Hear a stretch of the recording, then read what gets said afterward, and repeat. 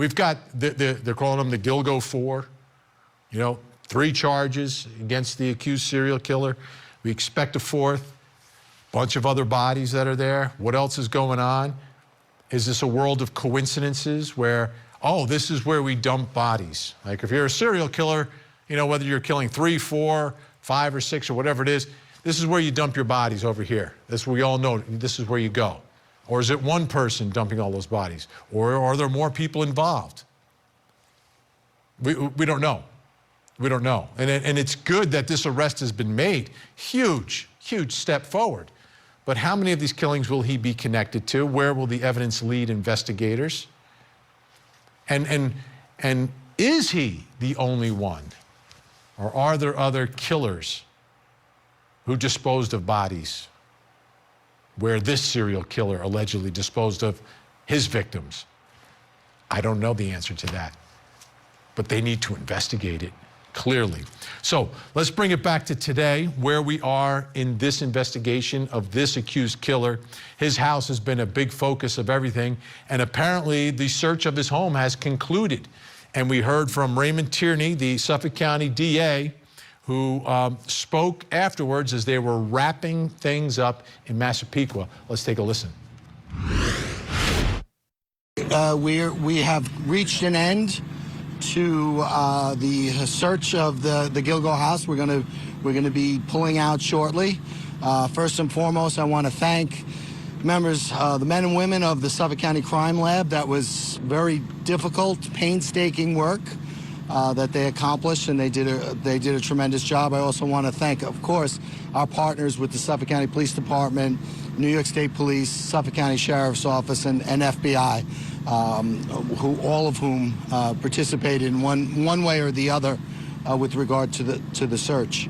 Other than that, I don't have anything else to say, but I'm more than willing to take questions. Anybody have questions? Is there any indication that any woman was killed here in the house? So there's no, I don't believe at this time that we can say one way or the other. Either evidence does not point either one way or the other.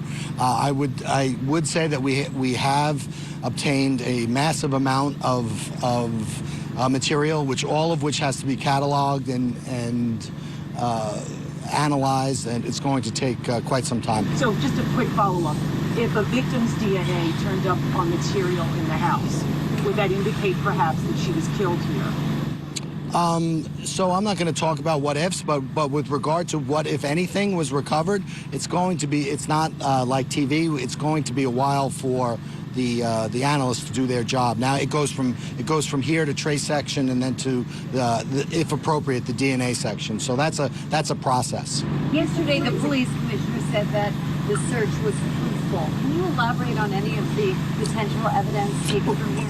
I think what he's referring to is the amount of evidence, which is quite a lot, and now it's up to the job of the task force to go through that evidence, and that's a process, and we need to do that process, but we won't know exactly what we have for quite some time, because just given the sheer volume of evidence that was taken. One of the other news outlets reports road footage of what looked like bird bones in the backyard. Can you share anything? I can tell you that there was ground piercing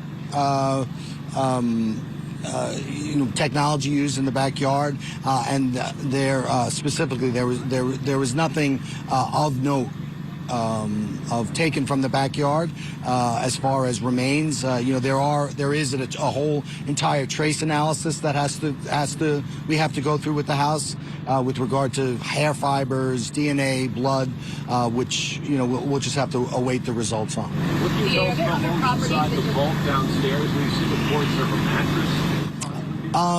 The house in general was cluttered, and there were a lot of guns taken from the house. The defendant had 92 handgun permits.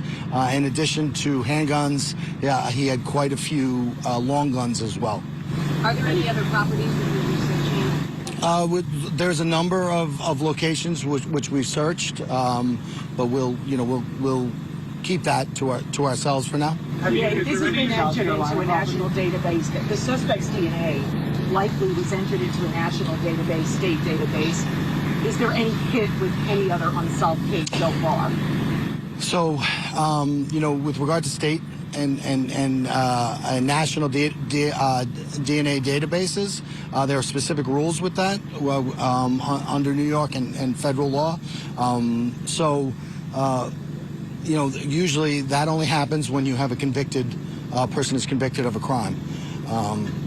As far as specifically the database, his DNA has not been entered in that database. Is the forensic testing continuing on Maureen Bernard Barnes? And who is conducting it, and what do you know at this point? Investigation is continuing with regard to Maureen Brainerd Barnes, as well as other aspects of the case, and that's being done in the grand jury or through the grand jury process. So I can't talk about that more than that. Being forensically looked at. It's being there is testing going on with regard to the hairs that were mentioned in the bail letter. The house could be categorized as cluttered, so there is a great deal of stuff that was recovered. So we're just going to have to go through it, but it's the list of items is quite large. Inside the vault or inside the house in general? In other words, was there anything besides the firearm found in the vault? I'm not going to specifically talk about where everything was recovered in the house until all of the pictures and the reports have been gone over. Was the vault a storage area or people actually entering it? It was a large enough area for people to enter, but like the rest of the house, it was cluttered. I need to clarify. How cluttered was it? It was a cluttered. There was a lot of just boxes and it was a very cluttered, I would say, environment. The house was a mess. Absolutely. I mean, it looks like a mess from the outside, so I wouldn't expect anything else on the inside, but what did they find? What does it all mean? Let's bring in our special guest joining us tonight, representing the family of victim Shannon Gilbert, criminal defense attorney John Ray, back with us. John, thanks again for joining us tonight. Great to see you. So they've concluded this search of the home. From your perspective, what did you find most interesting about what we've learned or what they did during the course of this search? Well, I can't say anything is more interesting than what we have actually seen and heard ourselves already. And Ray Tierney, the DA, he's duty bound to answer the questions the way he did. So I don't think we got any strong revelations from any of that so far. Of course, the search, everyone knows, is to find such things as trophies and hairs and the like. I doubt very much that anything grand will have been found. We noticed that they dug up the yard and there's no bodies, for example. But it's the little things and the little things that can be connectives to other things from the other victims. If that happens, and that's a reasonable possibility, we've solved not just the murders that are there, but the task force has solved several other murders because the other murders are clearly connected one to another. And who knows? We have to wait and see on that. Okay, I want to play for you something that Phil Boyle, former New York State Senator, said on the show last night, and I want to dive into it a little bit deeper with you this evening. Let's watch. Okay. If you think back, Benny, in 2011, we had a newly elected county executive, Steve Bellone. For some reason, he names this guy, Jimmy Burke, as his police chief. Burke had a long history as a police officer, and it wasn't a good one. He had drug problems, DUIs. He was caught having sex in his police car with a sex worker while not securing his gun. This is a guy who should have never been on the police force. Forget about being made the police chief. The first thing that Burke does, because the feds were looking at him for other crimes, was kick the FBI out of the Gilgo Beach investigation. Everybody knows you need the FBI and their forensic capabilities in a case like a serial killer, but for some reason, Burke kicked him out, and that is one of the reasons they didn't catch him with even evidence of newly found evidence of the person with the description like this. We never even heard it till the other day, till it came out. I think if that was made public, that there was a 6'4" guy from Massapequa with a Chevy Avalanche, they would have caught him a week later. Do I think that James Burke was purposely covering up for a serial killer? No. However, he was against the federal law enforcement agents. He wanted them out. And you think about it, what a terrible confluence of events we had. We had a police chief, a crooked police chief, and a crooked district attorney. You talked about the beating of Christopher Loeb, that they covered up for 3 or 4 years before finally both Jimmy Burke, the police chief, and the district attorney, and the district attorney's top aide, Chris McPartland, all were arrested. Burke went to federal prison, and Spota and McPartland are still in federal prison because of a cover-up. Needless to say, looking into this Gilgo Beach case was the last thing on their minds. They were worried about what was going on with them and some of the corruption in their department as well. All right, John, so what's your take on this? Because it's one of two things. You've got a crooked police chief who is involved with sex workers, and you've got a serial killer who is murdering sex workers in his jurisdiction, and he basically stops the investigation. Is this like an amazing coincidence that he just happens to be the police chief in a jurisdiction where you've got a serial killer taking out sex workers, and he's involved with sex workers, and he stops the investigation? How could anyone with a human brain think that it's a mere coincidence that such a thing happened? Consider this. It wasn't just that Burke was corrupt or that Spota went to jail. It's what he was corrupt about. I ended up representing one of the sex workers that he had a long relationship with, that he met on the street on Albany Avenue right near Massapequa, and when he was a police officer on the streets. And he went with her, and he would take her to a house in Ronkonkoma. They would smoke crack, and then he would also wear certain girls' clothing. This fellow is a pervert. He's a sick pervert, and he's a pervert about prostitution. He had several encounters with prostitution, and not just that one. And he even had somebody that he was dating that was running a ring out of prostitution out of a beeper, which were popular in those days. This is a man completely ensconced in prostitution. And so you have the man who gets busted in rank, by the way, twice because of his involvement with a sex worker. This man is the one that's put in charge of the investigation of dead sex workers. How could that possibly be a coincidence? It's absurd, actually.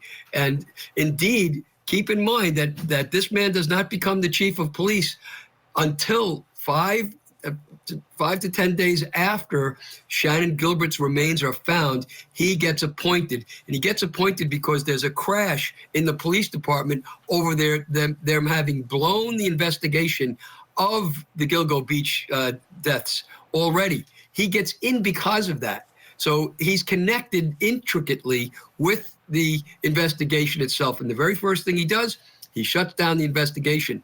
And if you heard the police commissioner talk about that, he said, well, we're shutting down the investigation because the cadaver dogs don't like to work in the wintertime. That kind of absurdity was being spun about. Then when the investigation supposedly started up again, enormous quantities and volumes of evidence regarding all of these people that were slaughtered, that were killed, was ignored, including regarding Shannon Gilbert. And this continued for years. And it continued right up until Ray Tierney and Rodney Harrison, as a police commissioner, finally stepped in. So we had many of the same police officers who were involved in the era and in the investigation of this case are still there. And they're still part of the investigation. And we were told that new eyes are being brought in, and some of those old eyes are still there. It's a problem. It's an endemic problem that lasts for years and years. You know that I had the case of Shannon Gilbert right from the start, and the very first thing I did, 8 days after her bones were found, is call for the FBI to come in, and I wrote a letter and held a press conference, wrote a letter to the U.S. Attorney's Office. It was all ignored because they were told to stand out. They weren't the only ones that told to stand out. The Jersey City Missing Persons Department, Shannon came from Jersey City, they had a detective who was doing an excellent job investigating, and he was out. He was pushed out. The state police was pushed out. The Nassau County Police Department was pushed out, and they had 2 of the bodies found over the Nassau County line. And the FBI, of course, was pushed out. So Suffolk County isolated itself in order to have this investigation of these sexual victims themselves, victims of their own profession, and victims of the killers. Now, with that all in mind, how can one say that anything that the police concluded and did before the task force finally came into being has to be looked upon with a jaundiced eye? And that's the problem that we've had since Chief Berg came in and polluted the entire police department. You have to ask, how did a man like that get promoted up the ranks after he was busted and ranked twice because of his involvement with prostitution? How does he still make his way up?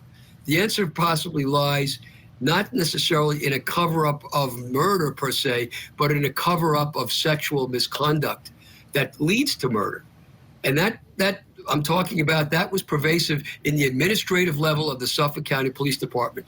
3 people testified in the trial, at Spoda's trial, and in McPartland's trial. 3 top officers out of 3 were having adulterous affairs while all this was going on. Do you think maybe Burke made his way up the chain of command because people were looking the other way when they knew darn well he should not have been there? Unbelievable. What other answer can there have been?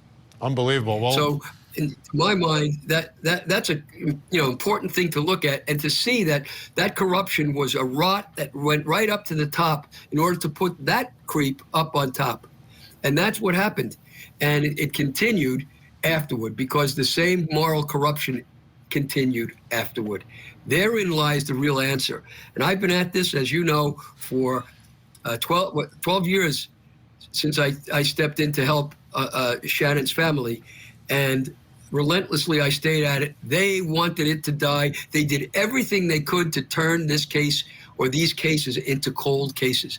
Everything, even to the absurd point where they said that Shannon Gilbert died in a tragic accident. Oh. Remember, these are homicide detectives. Unbelievable. John, we're out of time for tonight, but I'm so glad that you gave us that insight and those details, because it's extremely important, because that's how we unfortunately got here so many years later.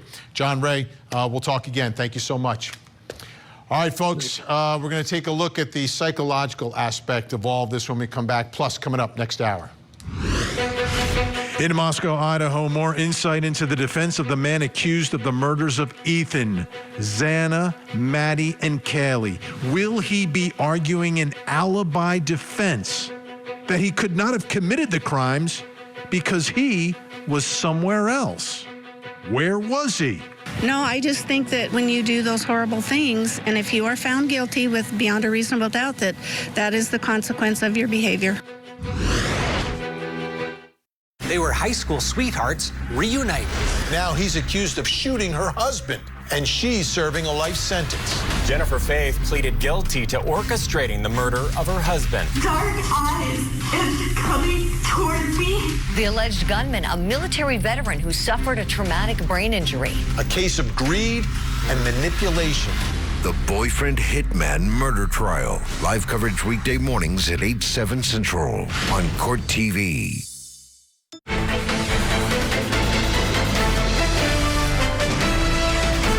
Heuermann is a demon that walks among us, a predator that ruined families. If not for the members of this task force, he would still be on the streets today. A demon, but he's living amongst us. That's the part still that shocks me. Like, getting on the morning train like everybody else, doing the commute thing, living in the suburbs, raising a family, you got neighbors. it's bizarre. Like, I think that's what's so striking about this. Let's get some more insight from my next panel of guests. Joining us tonight in Orlando, Florida, psychotherapist and CEO of Life Counseling Solutions, Dr. Tierney Lacey is with us. In Los Angeles, clinical and forensic neuropsychologist and associate professor at Pepperdine University, Dr. Judy Ho. Also in Los Angeles, body language expert, forensic psychiatrist, trial expert, witness, and columnist, Dr. Carol Lieberman. All right, we got the A-team in tonight. Start with you, Dr. Tierney Lacey. We'll go around. How can someone have a family, have a wife, have a daughter, and also potentially be murdering sex workers? Well, it happens every single day, Vinny. We have yet to discover those that are living among us that live in a very compartmentalized life, right? So they live in this little teeny folders where they can have their deviant behavior in one area of their life, but they have that front. And that front is the family, it's the job, it's the kids, it's the all-American look, right? But there's this dark side that he has. And we look at this in a sense of they can compartmentalize. So when they're in that dark side, they're in that dark side. And when they're in that side that is acceptable by families, by the society standards, they're there as well. But it's that integration where we do see this person. They could be our neighbor. They can be the person in the grocery store. A lot of times people think that they will recognize deviant behavior, but it's among us. It's all around us. Dr. Judy Ho, his wife has filed for divorce. They're living in the house with him. Now, we've heard descriptions of the house, and we see the outside of it, right? The outside, a little bit of a mess. You know, the guy's an architect. Like, what's going on here with this house? Inside was described like 15 times by the DA. Very cluttered, very cluttered, very cluttered. Should we read anything into that? A house that seemingly is a mess. I'm almost like picturing like an episode of Hoarders inside that home. There's a vault downstairs with like 200 guns in it. What are you thinking? Well, Vinny, first, I'm so glad that this woman filing for divorce, that this is uncontested. They're not going to question it. They're just going to let her separate herself from this man. But all of the trauma that they must be experiencing right now, seeing this investigation unfold. And as you were mentioning, the clutterness of this house, this is possibly a picture into his mental state. When we see disorganized, cluttered house, we're thinking about a person who might have disorganized thinking, who might not have linear thinking, who might be suffering possibly from all different kinds of delusions and different thoughts that don't make sense to the rest of society. As Dr. Lacey already mentioned, when somebody might have this extreme method of compartmentalization, the junk has to go somewhere. So maybe in his architect life, he is organized. Maybe when he presents himself at family functions and community functions, he seems organized. But that disorganization has to go somewhere. And it makes sense that it would be within his own house. Dr. Carol Lieberman, speaking of his home, the one thing that we do know is that when these murders were committed, according to the prosecutor, his family was away. His family was not home. If, in fact, prosecutors are right in what they are alleging here, that he is the killer, and the killer is striking when his family's away, what role do you think his home itself may or may not have played in all of this? Well, you know, I interpret the disorganization a little bit differently because in his architecture, first of all, the work of an architect is very obsessive compulsive. You know, you have to be exact. And I see the disarray in the house as more of a block between his compartment, you know, his dark side, and his wife and his kids.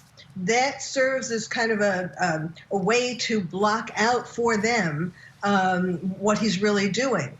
And his wife, of course, being out of town, you know, that would give him more access, more ability to do, you know, what he wants in terms of his dark side. You know, but it's also interesting that his wife really seems, she's interesting, we don't know that much about her yet. But we do know that she was very much obsessed with comics, going to comic conventions, and also with video games, playing a particular character or playing a particular game. And it seems like she was in her own little world, in other words. And her son their son, well, her son, was disabled, a special needs child. So he was in a way in his world. And then his daughter, that's the only really surprising part, because she used to come to she worked in his office to some degree. But so I think, though, that the disorganization, the boxes, the mess, really was like to help him separate his real self from his family. Let's take a listen to the sheriff here describing, we got a short description of what he's been like behind bars. Very stoic, and if you think about someone that 2 weeks ago was walking around freely, he seemed very comfortable inside of the cell. He was laying on his bunk. He still is under suicide watch, of course, and our mental health staff will be evaluating to see if that status should continue or not. Dr. Judy Ho, are you surprised in the description? Very stoic and seemingly comfortable in jail?